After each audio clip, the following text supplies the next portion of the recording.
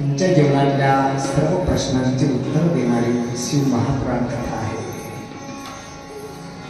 जी कथा श्रवण केली असता ही कथा पतिताला पावन बनवणारी आहे, पाप्याला पुनीत करणारी कथा आहे. जो दुराचारी असेल त्याला सदाचारी बनवण्याची करणारी कथा आहे. ही कथा ज्ञान आणि वैराग्य याची बुद्धी करणारी आहे. ही कथा एका भक्तीला जन्म देणारी कथा आहे. अशी ही परमपुनीत पावन कथा आपण श्रवण करत आहात. कथेला आरंभ करण्यापूर्वी ज्यांच्या पावन दरबारामध्ये आपण या महिनेचं गुणगान करत आहोत, वर्णन करत आहोत, असे औडंबरदानी आशुतोष भूतभावन कैलासपती काशीपती विश्वनाथ भगवान भोलेनाथ यांच्या चरण कमलावर आम्ही वारंवार प्रणाम करतो, नमस्कार करतो आहोत. कथा श्रवण करण्याकरता ज्ञान मंडपामध्ये गुप्त रूपामध्ये प्रत्यक्ष अप्रत्यक्ष स्वरूपामध्ये जे रुद्रगण असतील, भैरवनाथ भगवान असतील, माँ जननी जगदंबा असेल, महाकाली असेल, माँ सरस्वती असेल, गणेशजी, कार्तिकजी असतील, सर्व शिवगणाच्या चरणारविंदी माझा कोटी कोटी प्रणाम. या भूमीमध्ये महान तपस्वी संत महात्मे ज्यांचा जन्म झाला असेल अशा पावन महात्म्यांच्याही चरणारविंदी माझा कोटी कोटी प्रणाम. कथेच्या मंचावर उपस्थित असणारी आमची गुणीजन मंडळी, अविनाश दादा असतील, धनराज दादा असतील, ऋषिकेश महाराज असतील आणि आमचे झाकी सादर करणारे नंदू महाराज असतील, या सर्वांच्या चरणारविंदी माझा भगवत भावनेने कोटी कोटी प्रणाम. ज्ञान मंडपामध्ये विराजमान असणाऱ्या साक्षात भक्तीचं स्वरूप, साक्षात श्रद्धेचं स्वरूप असणाऱ्या माझी मातृशक्ती, माझ्या माता भगिनी सर्वांच्या चरणारविंदी माझा भगवत भावनेने कोटी कोटी प्रणाम. ती कथा आपण श्रवण करत होता.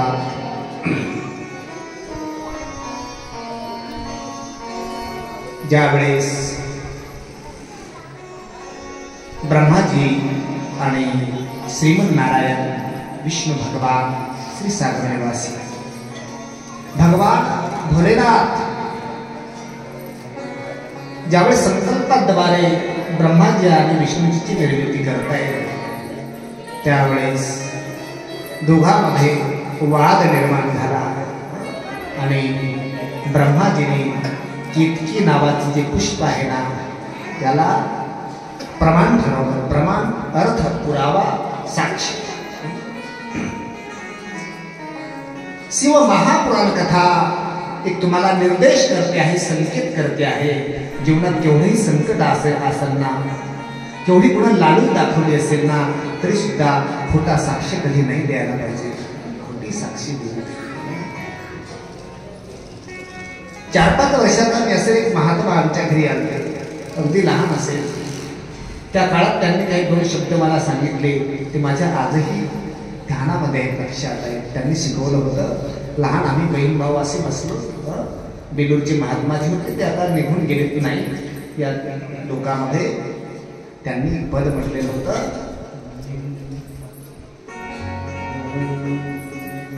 पूर्वजनर की जातील बाळा, पूर्वजनर की जातील बाळा, खोटी साक्ष देऊ नये. कामा वाचना घरी कुणाच्या, कामा वाचना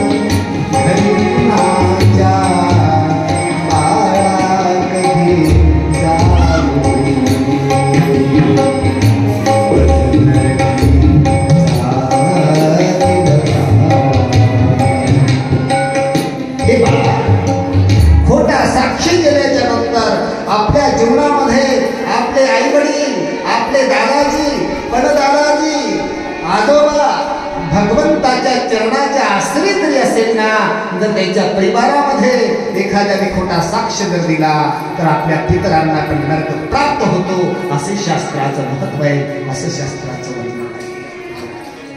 दृष्टांत देऊन कथा नाही सांगू शकत. एका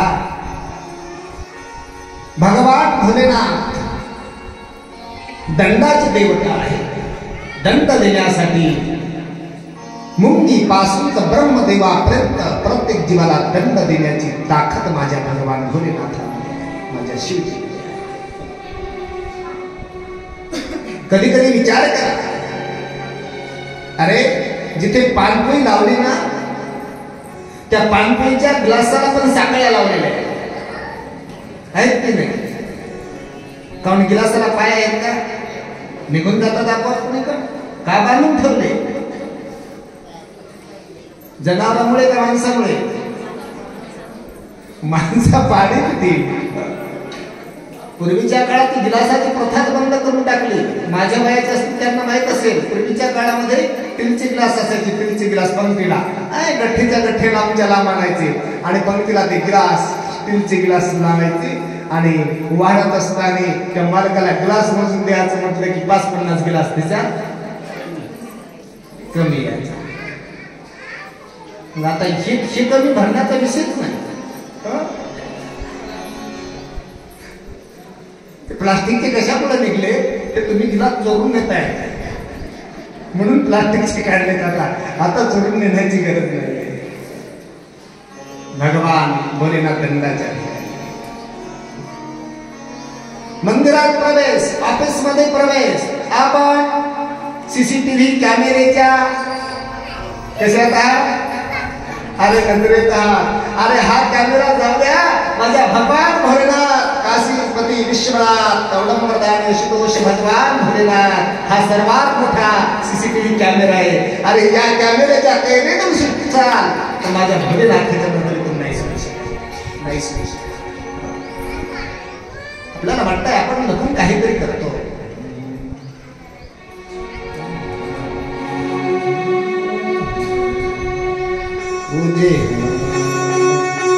उजेडात घडते पुण्य. येतं प्रमाण? उजेडात घडते पुण्य,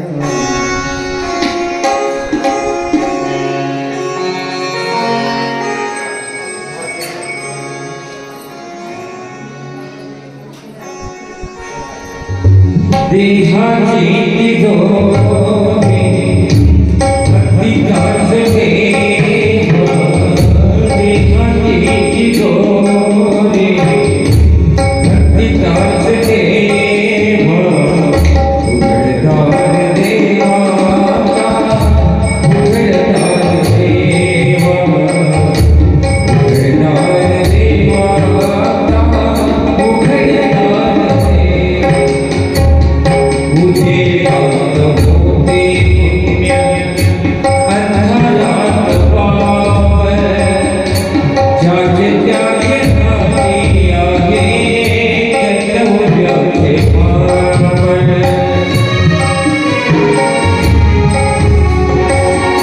कृष्ण गुरुजनाची कैसी खरे लोक सेवा, कृष्ण गुरुजनाची कैसी खरे लोक सेवा.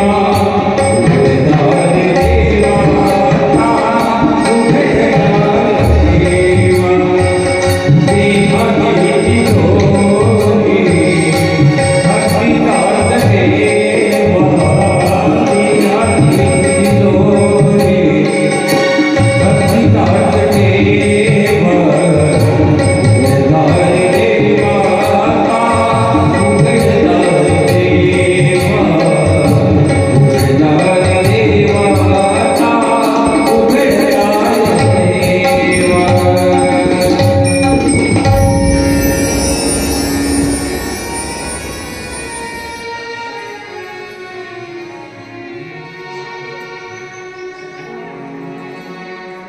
उजेडात घडते पुण्य, अंधारात पाप. पेरणी लपून करा, कुणाला माहित नाही शेत कधी पेरलं, पाऊस पडला हा त्याचे मोड येत आहे, कोंब येत आहे. पाप किती हिलमुन करा, पाप करत असताना माणसं पाप झाकून करते, पण पापाचं प्रायश्चित्त, पापाचं फळ हे मात्र जग जाहीरपणे भोगावं लागतं. जग जाहीरपणे. ही सत्ता कुणाची आहे? माझ्या भगवान भोलेनाथांची. माझ्या भगवान भोलेनाथजींना क्रोध आला, दुष्ट झाले. हे भैरवनाथ, भैरवनाथ जाओ, ब्रह्मादि को दंडित करो. अरे इतना सहज सरल, कितने सरल है, कितने सहज है मेरे श्रीमन नारायण. अरे माझ्या भगवान विष्णूला नमस्कार करण्याची वेळ येते ब्रह्माजी समोर लहान असो. आणि शिव महापुराण कथा सांगते, ब्रह्मदेवाला पूर्वी 5 मुख होते. किती? 5, 95. परंतु डोळ्यात निस्तबाच्या ज्वाला, खगिरांसारखे नेत्र, काळभिन्न शरीर, हातामध्ये खड्ग धारण केलेले भैरवनाथ भगवान शिवजीचे एक अंश आहे, अंश अवतार आहे. भैरवनाथ माझ्या शिवजीपेक्षा वेगळे नाही, शिवजीचं स्वरूप आहे. केसाला पकडला ब्रह्माजीच्या, हातामध्ये शस्त्र घेतलं, एक ब्रह्मदेवाची मान धरापासून मान साईडला हात जोडलेले, साईडला माझे श्रीमंत नारायण उभे आहे. माझ्या श्रीमंत नारायणांना माहित आहे ज्यावेळेस माझ्या भगवान श्रीजींना क्रोध येतो ना, त्यावेळेस या सृष्टीमध्ये काय होते. ज्यावेळेस माझ्या श्रीजीला क्रोध येतो त्यावेळेस पृथ्वी कंपायमान होते, पृथ्वी हलायला लागते. जेव्हा श्रीजीला क्रोध येतो तेव्हा समुद्र आपली मर्यादा सोडून देतो, पृथ्वी जलमय होऊ शकते. न जाणो आमच्या सृष्टीचा नाश नको व्हायला म्हणून श्रीमंत नारायण विनंती करतात, हे अवडंबरदाने भूत भावन कैलाशपति, हे प्रभु ब्रह्मा जी को क्षमा कीजिए मालक, आपके बालक की तरह है, आपल्या लेकरासारखे आहेत मालक. आणि ब्रह्मदेवाला माझ्या विष्णूच्या विनंतीवरून क्षमा आणि शाप दिला. हे ब्रह्मा जी, इस अपराध के कारण मैं आपको शापित करता हूं. इस धरती पर आपके मंदिर कहीं नहीं होंगे, कोई आपका मंदिर इस धरती पर कोई नहीं मिलेगा. श्रीमंत नारायण सहज है, सरल है, उसके तो अनेक मंदिर होंगे, अनेक भक्त होंगे, पण आपका मंदिर कभी नहीं होगा.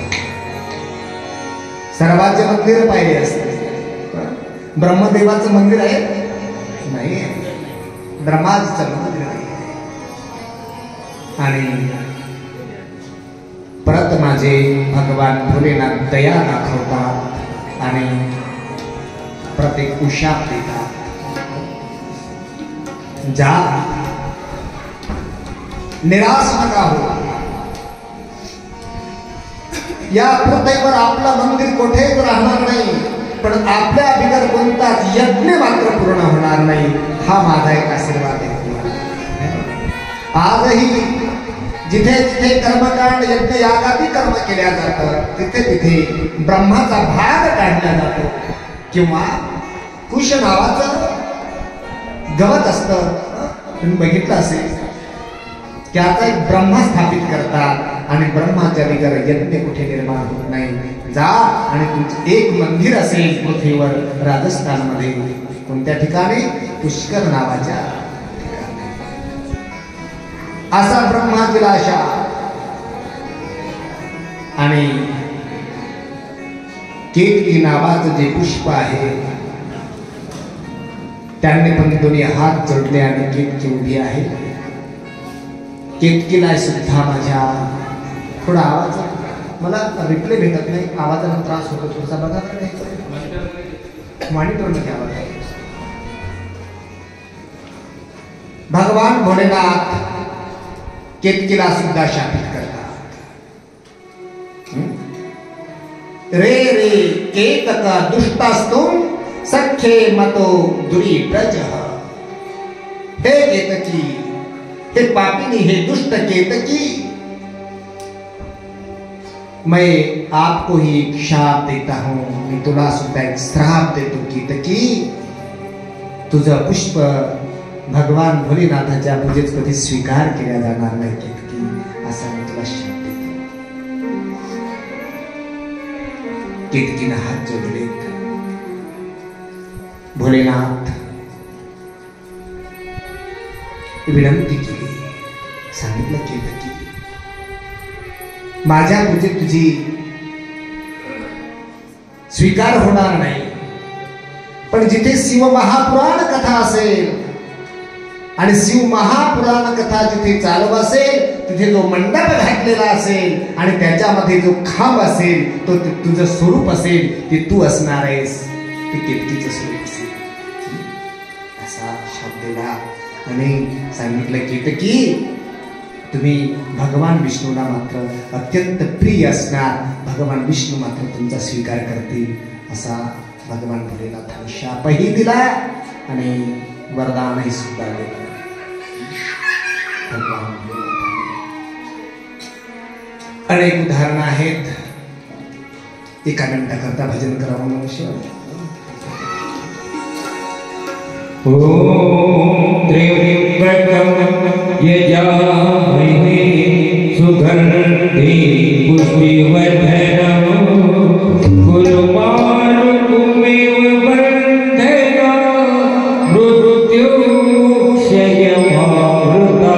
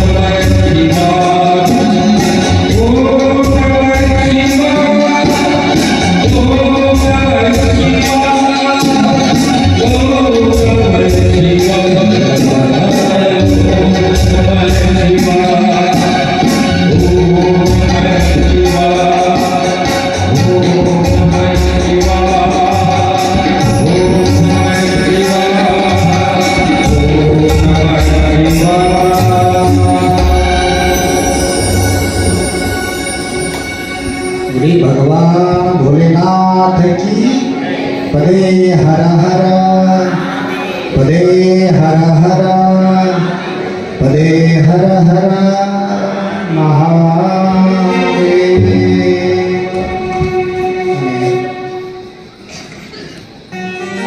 शिव महापुराणामध्ये ब्रह्माजीला भगवान भोलेनाथाने शाप दिला असंही वर्णन आहे आणि ब्रह्माजीला माँ सरस्वती शाप दिला असंही काही शास्त्रांमध्ये वर्णन आहे। ऐकलं असेल ब्रह्माजी सृष्टीची उत्पत्ती करता वेळेस ब्रह्माजीने एक कन्या निर्माण केली, त्रैलोक्य सुंदरी, खूप अतिशय सुंदर अशी कन्या निर्माण केली।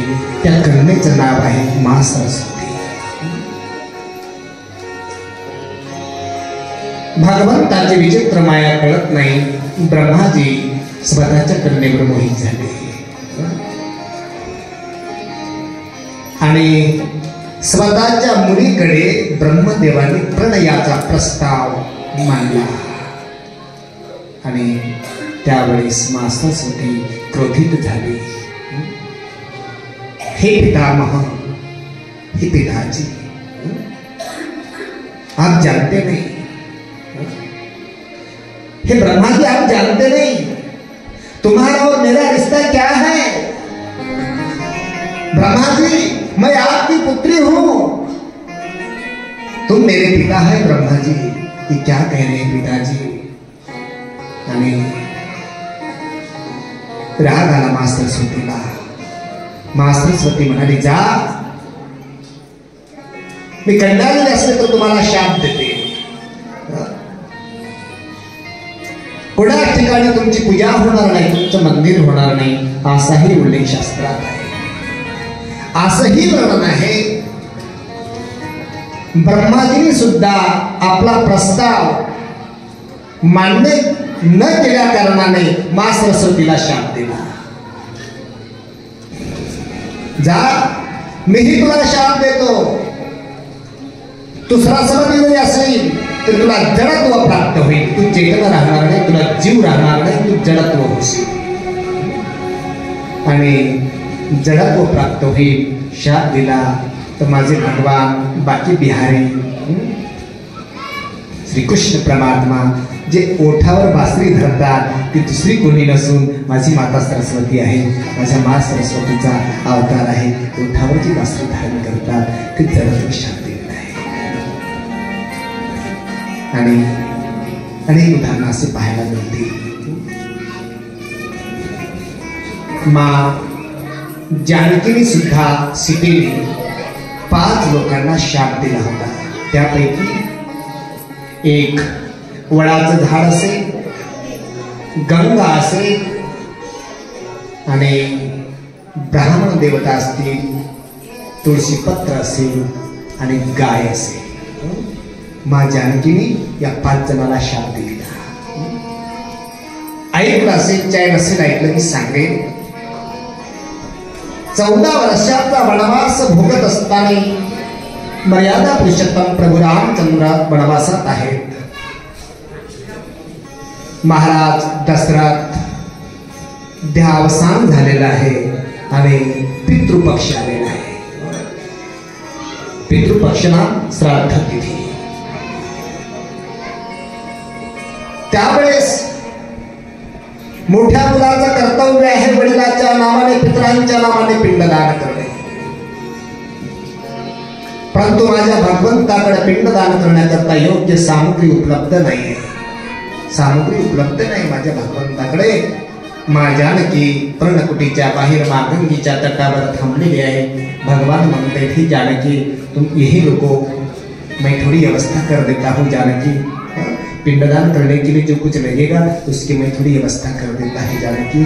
भगवान निघून जात आहे आणि भगवान परमात्मा निघून गेल्यावर संध्याकाळ होतोय, अस्तमानाला दिवस मावळतो आहे आणि महाराज दशरथ पाण्यातून प्रकट झाले. गंगेच्या आवाज दिला, हे पुत्री, हे जानकी,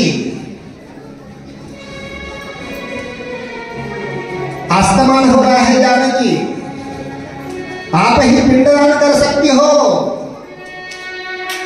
जानकी ने नमस्कार किया. पिताजी, मैं आपकी बड़ी बहू हूं, ज्येष्ठ बहू हूं. पिताजी, पिंडदान करने का अधिकार तो पुत्र को होता है, बहू को नहीं होता है. पिताजी, मैं कैसे कर सकती हूँ. त्यावेळेस महाराज दशरथ जी म्हणतात, ते मला मान्य आहे, तुलाही सुद्धा अधिकार आहे पिंडदान करण्याचा. आणि त्यावेळेस माता जानकी म्हणाली, पिताजी, पिंडदान करण्याचा अधिकार आहे, पण माझ्याकडे पिंडदान करण्यासाठी काहीच नाही आहे. महाराज जनक म्हणतात, जानकी, तू वाळू हातात घे, रेतीचा पिंड बनव. तुझ्या रेतीच्या पिंडाला पण तृप्त होईल, शांत होईल जानकी.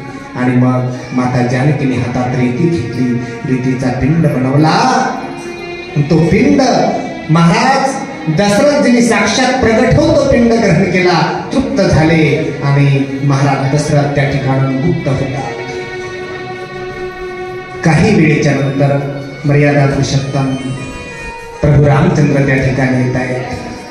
भगवान येतात आणि विनंती करतात, प्रार्थना करतात, पण वडील प्रगट होत नाहीत, दुःखी आहे. माँ जानकीने प्रभूच्या चरणावर नमस्कार केला, सांगितलं, स्वामी आपण आपल्या वडिलाला बोलवताय ना स्वामी, परंतु पिंडदान, बाबा मी पिंडदान केलेलं आहे आणि वडील संतुष्ट होऊन गेलेले आहेत. मर्यादा पुरुषोत्तम प्रभू रामचंद्र म्हणतायत, जानकी तू जे बोलतेस याच्यावर माझा विश्वास आहे, माझा तुझ्यावर अजिबात संदेह नाही आहे, पण घरच्या लोकांनी जर विचारलं तर याला प्रमाण काय आहे, याला पुरावा काय आहे जानकी. त्या ठिकाणी ब्राह्मण देवता उभे होते. खोटं बोलण्याचा उद्देश नव्हता, पण ब्राह्मणाला वाटलं मी जर आज खोटं बोललो तर परत पिंडदान करतील आणि जगाच्या बापाच्या मालकाचं पिंडदान करण्याचं सौभाग्य मला प्राप्त होईल, म्हणून ब्राह्मणाने मात्र खोटं बोलले. ब्राह्मण देवता हे भूदेव है, ये सामने खड़े भूदेव है, इसके सामने महाराज दशरथ जी प्रकट हुए हैं, उसके सामने पिंडदान का महाराज जी ने स्वीकार किया है, वो संतुष्ट है. आणि ब्राह्मण देवतांनी मनाई केली, ही गोष्ट मी पाहिली नाही. माता जानकी विचारात पडली.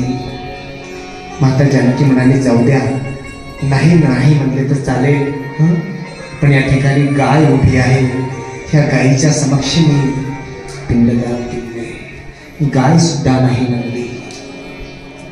वडाचं झाड समोर उभं आहे, वडाचं झाड सुद्धा नाही म्हणलं. माता तुलसी त्या ठिकाणी विराजमान आहे, माता तुलसी सुद्धा नाही म्हणाय, तिने सुद्धा मनाई केली. गंगेने मनाई केली. माँ जानकी रडू लागली, डोळ्यातून अश्रू वाहतात. ह्या घटनेला पुरावा कोण आहे?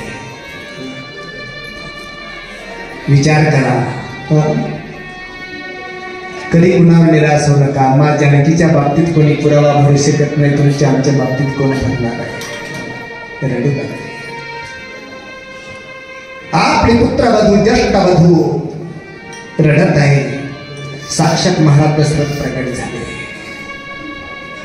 हे मेरे पुत्र, हे राघव, जानकी पर संदेह मत करो राघव. जानकी तो पवित्र है, जानकी पावन है, जानकी सत्य है राघव. मैंने पिंडदान ग्रहण किया है. त्यावेळेस माता जानकीने सर्वांना शाप दिला. ब्राह्मण देवतेला शाप दिला, जा कितीही हिंडा, कितीही पूजापाठ करा, कितीही लोकांकडून पैसे घ्या, पण तुमच्या मनात समाधान कधी राहणार नाही. बाबा म्हणतील आमचं सांगताय तर आम्हाला काय आहे, जे पुरावा आहे समाधान राहणार नाही. लक्ष्मी तुमच्या दृष्टी आहे. एकदा नाही, ब्राह्मण देवतेला 2 वेळा माता लक्ष्मीचा शाप मिळालेला आहे. माँ सीतेने जरी शाप दिला असेल तर माँ जानकी ही लक्ष्मीचं रूप आहे. आणि भगवान श्रीमन नारायण वैकुंठात असताना विष्णू परमात्म्याच्या छातीवर लात मारली होती भृगु नावाच्या ऋषीने. त्यावेळी सुद्धा माता लक्ष्मी रुष्ट झाली की लक्ष्मीचा वास तुमच्याकडे कधीच राहणार नाही. पण गंमत अशी आहे, ब्राह्मण देवता म्हणाले लक्ष्मी जरी आमच्याकडे राहिली नाही, पण माँ सरस्वतीची कृपा आमच्यावर आहे, आणि जिथे माँ सरस्वतीची कृपा असेल तिथे लक्ष्मीला तर आपोआप चालून यावं लागेल. हे मात्र तिच्यातलं मेन तत्व आहे. असं अनेक शापाचं वर्णन आहे. तुळशीला शाप आहे, तू उंच वाढणार नाहीस, तू लहान राहशील, बुटकी राहशील, लहान लहान शेळ्या सुद्धा तुला वरपडून जातील, असा माझा तुला शाप आहे. हे की नाही? असा तुळशीला शाप आहे, गाईला शाप आहे. तुझ्यामध्ये 33 कोटी देवता जरी निवास करत असतील तरी लोकांचं झुंड खरकट उष्ट तुला खावं लागणार आहे. तू दारोदार भटकशील, असा माझ्या माता जानकीचा शाप आहे. कुणाला? गाईला शाप आहे, वडाच्या झाडाला शाप आहे. तुम्ही पवित्र देवता जरी मानल्या गेलेले असाल तरी पण तुमच्यावर भूत पिशाच इत्यादी नीच योनीचा निवास असेल. अशी मा जानकीने शाप दिलेला अशा अनेक काही घटना असतील. या ठिकाणी अशी ही शिवनामाची महिमा कुणी कुणाला सांगितली? सुरजी महाराज म्हणतात, भगवान शिवजीची महिमा अनेक अनेक भक्तांनी गायली आहे, परंतु शिव महापुराण जी कथा आहे ती महिमा ब्रह्मदेवानी नारदजीला सांगितलेलं वर्णन ते मात्र शिव महापुराण आहे. गोपाळ सांब सदाशिव भगवान की जय. एका मिनिटापुरतं भजन करा. तन मन की सुध बिसर गई है, सन्मुख भोले नाथ खड़े.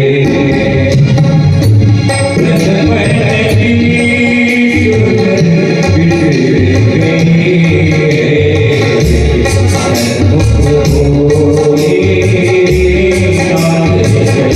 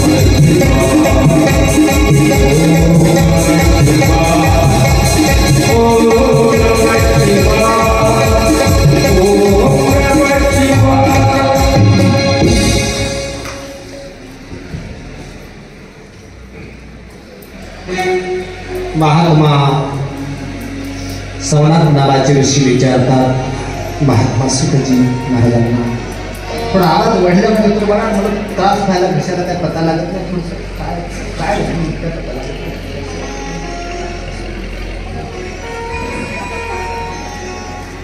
आणि नारदजीवर असा कोणता प्रसंग आला? माणसं देवाकडे कधी जातात?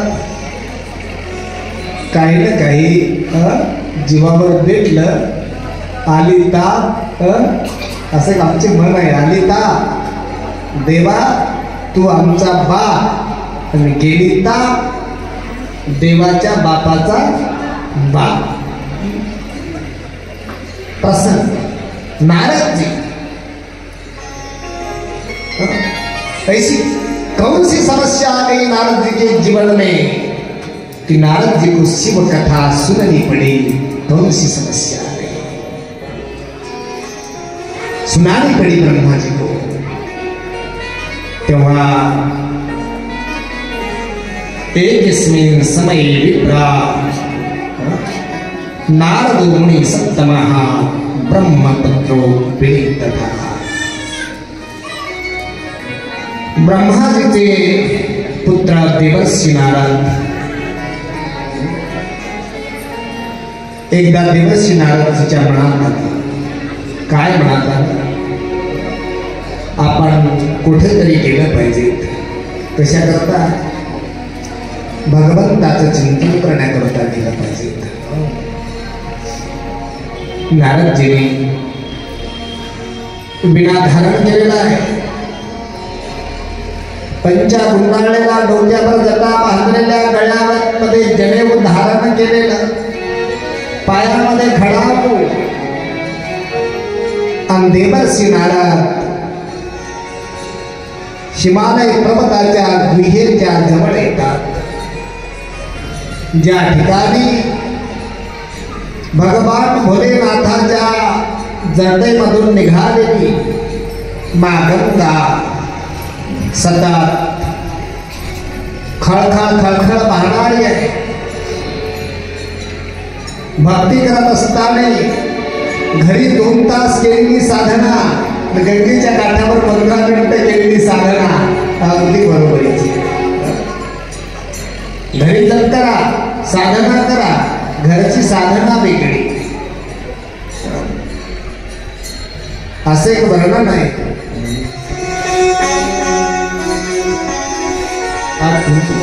18 12 वनस्पती फुले फले बोलाते. बोला 18 12 वनस्पती फुले फले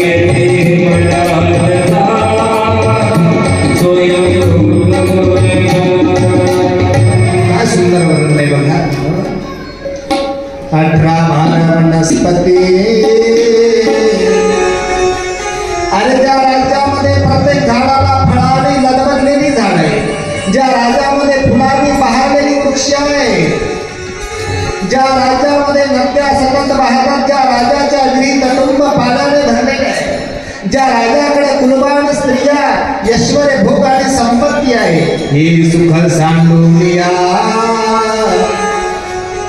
कासया योग शिवती परिस पदाल सा समजोले बाळा लक्ष्मी जपारे तुझा लागले डोळा. घरी भजन झाला असतं तर जगद्गुरु तुकाराम महाराज अंगणावर जाण्याची गरज पडली नसती दादा.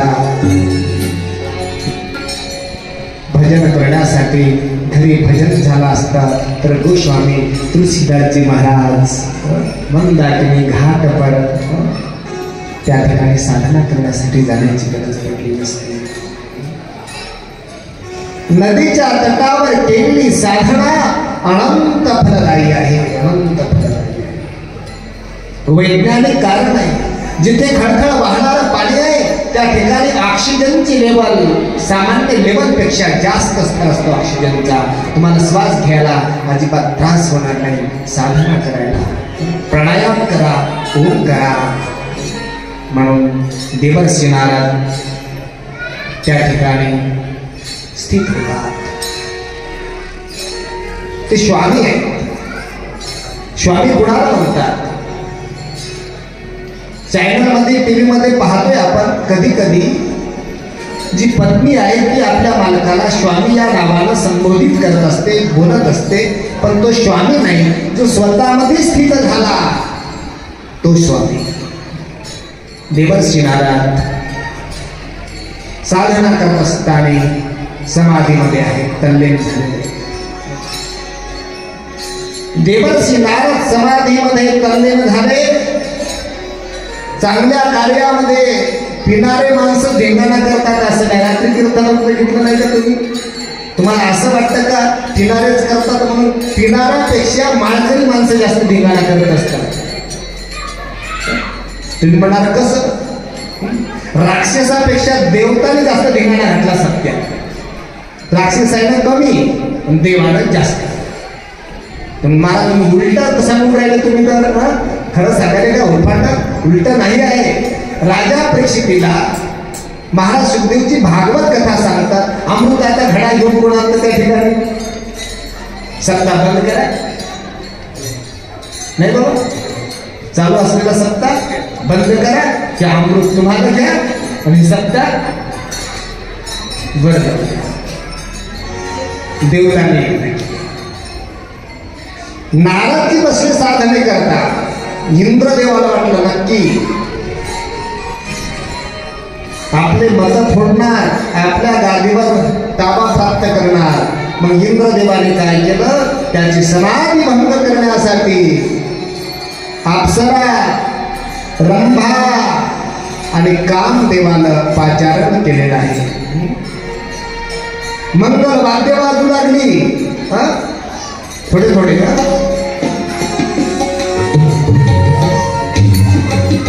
रंभाजी नृत्य करताय. अगदी शीतलाशी हवा वाहत आहे. रंभाजी नृत्य करत असताना पायातल्या चैनांचा आवाज छन छन आवाज असा नारदच्या कानावर चालला. वसंत ऋतूचा झालेला आगमन,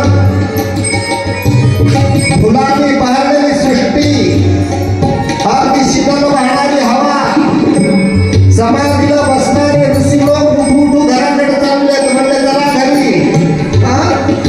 वातावरण असं तयार झालं जणू काही निर्जीवामध्ये हालचाल चालू होईल एवढ्या कामाने सर्व सृष्टी व्याप्त झाली. नारदजीच्या जवळ येऊन हा नृत्याचा कार्यक्रम चालू झाला. पण नारदजीच्यावर काही परिणाम झाला नाही. शेवटी इंद्रदेव त्रस्त झाले. बजाओ, गाओ, गाणं म्हणा, टाळ्या वाजवा, भजन करा असं चालू झालं. तरी पण नारदच्या समाधीवर कसल्याच प्रकारचा फरक पडत नाही. शेवटी इंद्रदेवाने हात टेकले. देवर्षी नारदजीला नमस्कार केला आणि इंद्र आपल्या स्वपुरी निघून जात आहे. दिंडी येणार काय इकडं? तोपर्यंत गण गण गणात मोठे भजन म्हणायचं.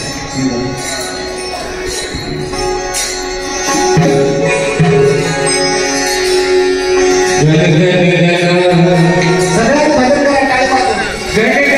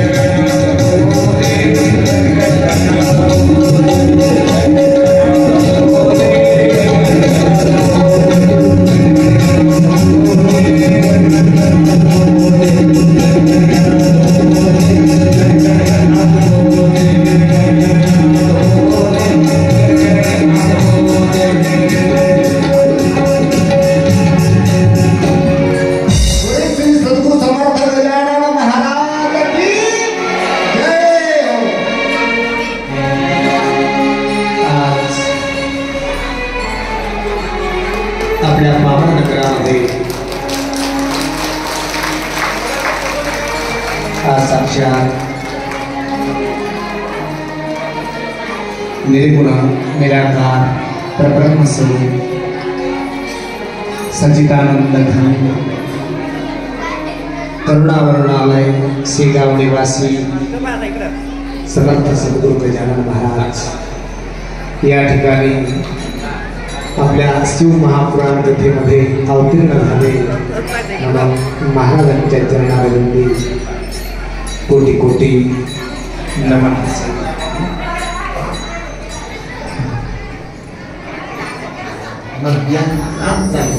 या ठिकाणी एक गजानन महाराजांची आरती होईल. या ठिकाणी दिंडी आलेली आहे.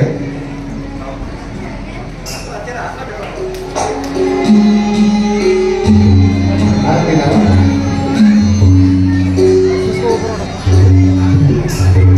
हो,